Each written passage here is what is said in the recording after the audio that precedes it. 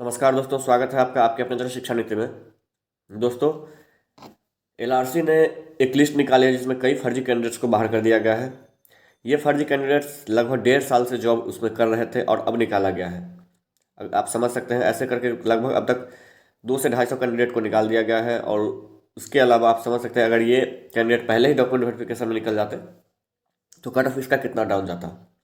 तो वो सब बातों में नहीं पढ़ना है। ठीक उसी प्रकार बीटीएससी में ये पॉजिटिव पॉइंट है कि बीटीएससी पहले ही फिजिकल डॉक्यूमेंट वेरिफिकेशन कर चुकी है, तो यहाँ कट ऑफ जाने की पूरी संभावना है और पूरी चांस भी है और है भी ऐसा। तो ये सब आप जानते ही हैं। इसके लिए मैं आपको सबसे पहले ये नोटिस दिखाता हूँ कि इस नोटिस में क्या क्या दिया गया है। उसके अलावा आपको बता दूँ कि अब बीटीएससी जेई कैंसिल के कगार पे है, कैंसिल होने के कगार पे है। कई कैंडिडेट्स मुझसे बोलते हैं कि मैंने जो बीटीएससी को लेकर पिछला वीडियो बनाया था, उस वीडियो के हिसाब से कि मैं चाहता हूं कि सभी केस वापस ले लें और वैकेंसी क्लियर हो जाए। तो भाई, मैं उन सभी को बोलना चाहता हूं कि क्या आप लोग नहीं चाहते कि वैकेंसी क्लियर हो?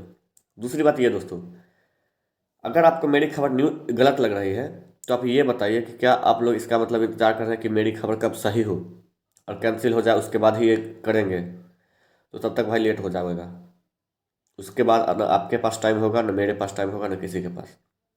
सच्चाई है, खबर लाया हूँ, ये फैक्ट है कि बीटीएससी जेई अगर केस वापस नहीं हुई, अगर इस पर से केस नहीं हटे तो ये कैंसिल हो जाएगी। और जो लाया हूँ सही खबर लाया हूँ। इसके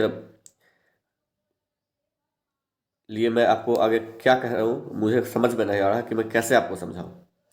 न्यूज एकदम सही है कि अगर ऐसा ही चलता रहा तो बीटीएससी जेई कैंसिल हो जाएगी।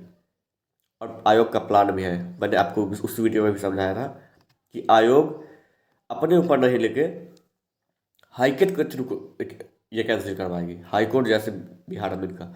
अब वो कह रहे हैं कि बिहार अमीर का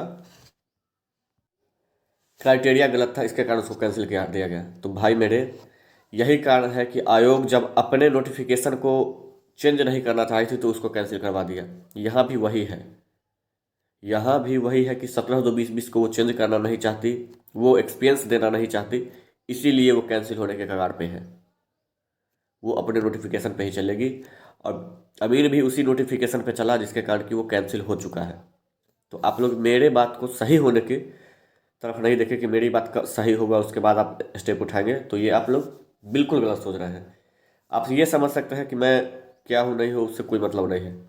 आप इस बात पे देखिए कि अगर ऐसा होता है जैसा मैंने आप लोगों को पिछले वीडियो में बताया है, तो उसका क्या इनपुट निकलेगा, उसका क्या आउटपुट निकलेगा।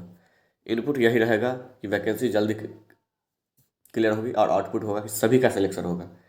आप लोगों को कई बार मुझे बोलते हैं कि कट ऑफ ये जाएगा, बोले भाई साहब आप लोग डाटा पे बिलीव करो। सबसे पहले डाटा जरूरी है, जरूरी ये नहीं है कि मैं क्या बोल रहा हूँ। कम से कम डाटा पे तो देखो। बिना डाटा देखे आप लोग कुछ भी बोलते हो। ये सब कैंसिल के लिए था कि अगर कैंसिल हो जाते हैं तो क्या लॉस होगा। मैंने उसमें भी बताया था कि किन किन को ज़्यादा लॉस होगा।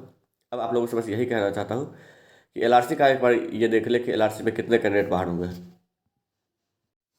तो आप यहाँ देख सकते हैं दोस्तों कि ये एलआरसी का नोटिस है जो कि कल निकला है। इसमें आप देख सकते हैं कि बिहार विशेष सर्वेक्षण एवं बंदोबस्त कार्यक्रम के अंतर्गत नवसृजित संविदा पद बिहार सर्वेक्षण अमीन, जिसको आप स्पेशल सर्वे अमीन बोल सकते हैं, विज्ञापन संख्या 01/2019 के आलोक में निम्नांकित अमीनों का नियोजन उनके नाम के अंकित पत्रांक एवं दिनांक के माध्यम से करते हुए विभिन्न जिलों में स्थापन किया गया है। ये आप देख सकते हैं दोस्तों, ये लिस्ट है और ये सभी कैंडिडेट्स को बाहर कर दिया गया है। ये टोटल आप देख सकते हैं कितना है। तो टोटल ये दोस्तों 38 है। अब इसमें आप आगे देखते हैं तो आगे क्या है कि स्तंभ 1 में अंकित पत्रांक एवं दिनांक की नियोजन के उपरांत इस कार्यालय के पत्रांक 20/62 दिनांक 22/7/2021 द्वारा बीटेक या डिप्लोमा इंजीनियरिंग प्रमाण पत्र के संबंध में संबंधित विश्वविद्यालय को सत्यापन हेतु भेजे गए पत्र के आलोक में सहायक कुल सचिव परीक्षा बुंदेलखंड विश्वविद्यालय झांसी के पत्रांक बुंदेलखंड विश्वविद्यालय गोपनीय SFS/2021 15/8/22 दिनांक 12/8/2021 द्वारा सूचित किया गया है कि बुंदेलखंड विश्वविद्यालय झांसी में डिप्लोमा इन सिविल इंजीनियरिंग का पाठ्यक्रम संचालित नहीं है। एतद सभी सत्यापन सूचना प्राप्त होने के बाद उपरोक्त सभी से फर्जी डिप्लोमा इन सिविल इंजीनियरिंग प्रमाण पत्र प्रस्तुत करने कर नियोजन प्राप्त करने के विरुद्ध स्पष्टीकरण मांगी गई है। संविदा कर्मियों से प्राप्त स्पष्टीकरण में सभी के द्वारा मात्र समय मांग की गई, न कि अपने फर्जी प्रमाण पत्र के संदर्भ में कोई स्पष्टीकरण प्रस्तुत किया गया है। प्रसंगाधीन मामले में इस कार्यालय से पुनः भेजे गए ईमेल दिनांक 19/11/2021 के उत्तर में निबंधक बुंदेलखंड विश्वविद्यालय झांसी द्वारा दिनांक 25/11/2020 को ईमेल द्वारा पूर्व प्रेषित पत्र को पुनः स्पष्ट किया गया है। प्राप्त सत्यापन प्रतिवेदन से स्पष्ट है कि उपरोक्त सभी कर्मी विशेष सर्वेक्षण अमीन के संविदा पद पर गलत फर्जी प्रमाण पत्र के आधार पर नियोजन प्राप्त करने में सफल हो गए हैं। अतः प्राप्त सत्यापन प्रतिवेदन तथा प्रकाशित विज्ञापन में टर्म ऑफ असाइनमेंट के करने का 4 में निहित प्रावधान के आलोक में उपरोक्त तालिका के क्रमांक 1 से 38 मतलब टोटल 38 कैंडिडेट तक के संविदा कर्मियों का नियोजन तत्काल प्रभाव से समाप्त किया जाता है। और ये कहाँ कहाँ के है वो आप देख सकते हैं। ये प्रतिलिपि बंदोबस्त पदाधिकारी नालंदा, जहानाबाद और अररिया, अरवल, बांका, जमुई, किशनगंज, खगड़िया, मधेपुरा, मुंगेर, पश्चिम चंपारण, पूर्णिया, सहरसा, शेखपुरा, सीतामढ़ी और कटिहार सूचनार्थ एवं आवश्यक कार्रवाई हेतु प्रेषित। मतलब इन पे निर्देश किया जाता है कि फर्जी प्रमाण पत्रों के आधार पर नियोजित सभी कर्मियों से अब तक की भुगतान की गई राशि की वसूली की कार्रवाई हो। जाली दस्तावेज के आधार पर नियोजन प्राप्त करने एवं अन्य संगत आरोपों के आधार पर प्राथमिकी दर्ज करें। तो दोस्तों बड़ी खबर यह है कि इन सभी कैंडिडेट्स पे अब प्राथमिकी दर्ज यानी FIR हो चुका है। इन सभी को पूरा जितना सैलरी इन्होंने लिया, जो भी भत्ता लिया, सब वापस करके और अब इन पे FIR होगा और ये कार्रवाई होगी। और सबसे बड़ी बात यह है दोस्तों कि इन सभी कैंडिडेट्स ने यहाँ जॉब लेने के बाद BTSC JEE में भी फॉर्म भरा, तो ये सब अब बाहर होने वाले हैं। इन सब में अब किसी का, चूँकि BTSC ने पहले ही फिजिकल वेरिफिकेशन कर लिया है ज्वाइनिंग से पहले ही, यही कारण है कि अब ये सब बाहर होने वाले हैं। अब किसी को कोई टेंशन लेने की जरूरत नहीं है। और आपको बता दूं कि इन कैंडिडेट्स के कारण ही सभी को BTSC में जितने भी काउंसलिंग में उन सबको जॉब मिलने की पूरी संभावना है।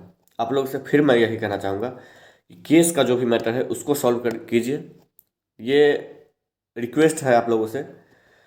और अगर ऐसा होता है तो बहुत जल्द आप लोगों के हाथ में जॉब होगी, चाहे वो परसेंटेज उसका कोई भी मायने नहीं रखता। यहाँ पे BTSC JEE में अभी परसेंटेज कोई मायने नहीं रखता। अगर कैंसिल होती है तो आप मेरे बातों पे तो विश्वास कर लेंगे, लेकिन उसके बाद खुद के लाइफ पे विश्वास करने के लिए आपके पास कोई टाइम नहीं होगा।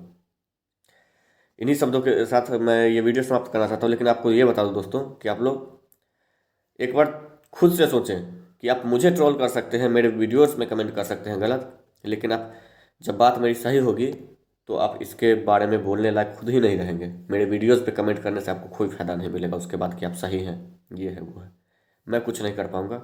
इसीलिए बोलता हूँ कि अभी भी समय है, सभी मिलकर, चाहे वो जूनियर हो, सीनियर हो, संविदा वाले हो, सभी मिलकर इस वैकेंसी को क्लियर करवाएं और खुद भी जॉब लें, दूसरे को भी दिलवाएं और साथ ही आपको अपने परिवार के साथ साथ 2-4 आसपास के परिवार को की भी लाइफ को सुरक्षित करें। धन्यवाद दोस्तों।